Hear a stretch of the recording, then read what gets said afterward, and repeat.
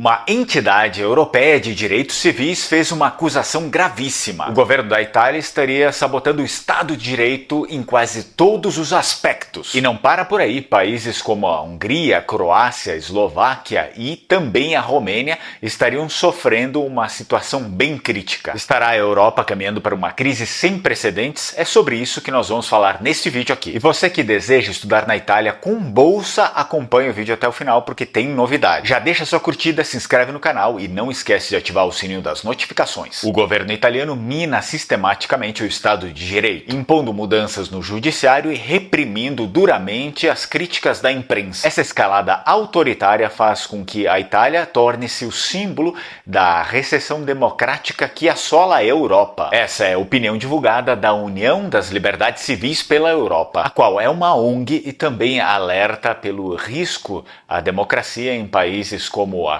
Croácia, Eslováquia, Hungria, Bulgária e Romênia. A ONG Liberties, composta por especialistas em direitos humanos e comunicação, atua como um órgão de vigilância dedicado a proteger os direitos de todos os cidadãos na União Europeia, segundo, é claro, o seu próprio portal. Sediada em Berlim, a organização mantém uma rede em Bruxelas e também em 18 países do bloco. O relatório agora de 2025, elaborado por 43 organizações de direitos humanos em 21 Estados-membros da União Europeia, denuncia principalmente a manipulação política dos sistemas judiciais, o uso abusivo de procedimentos legislativos acelerados, o assédio a jornalistas e o aumento de restrições a protestos. E a categoria mais alarmante é dos desmanteladores, afirmou Victor Casai, especialista da Liberties. O termo refere-se aos governos do Estado europeu, os quais, segundo a ONG, têm agido cada vez mais para suprimir o Estado de Direito. E a ONG classificou a Itália de estar entre os 5 países que mais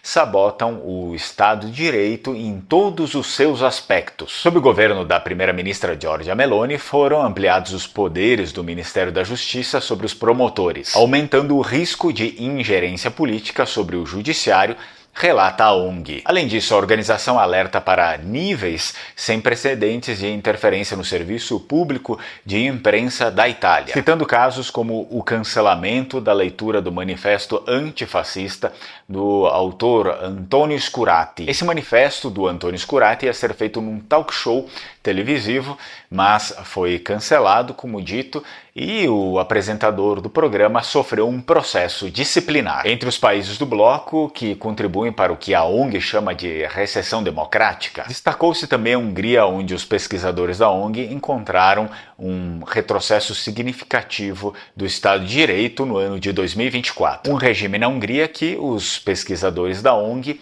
classificaram como autocracia eleitoral. Os autores desse relatório apontam que até mesmo democracias consolidadas, como da Alemanha e da França, também não estão livres do risco. Os pesquisadores da ONG destacam que reações excessivas e desproporcionais das autoridades alemãs a protestos pró-Palestina, incluindo a censura. Em abril de 2024, a polícia alemã interrompeu uma conferência palestina de 3 dias em Berlim, temendo que ela pudesse se tornar uma plataforma para visões antissemitas. Na França, os pesquisadores apontam para o crescimento do uso do artigo 49.3, um mecanismo governamental que permite aprovar decisões sem votação, além de restrições cada vez mais severas à liberdade de expressão, implementada tanto antes dos Jogos Olímpicos de Paris e também para combater interferências estrangeiras no país. A recessão democrática na Europa se aprofundou em 2024, segundo o relatório da Liberties. Sem uma ação decisiva, a União Europeia corre risco de uma erosão democrática ainda maior, afirmou o relatório. Victor Casai, da Liberties, destacou que os relatórios anuais revelam persistência alarmante da violação do Estado de Direito em toda a União Europeia. Todos os aspectos fundamentais do Estado de Direito têm cada vez mais enfrentado problemas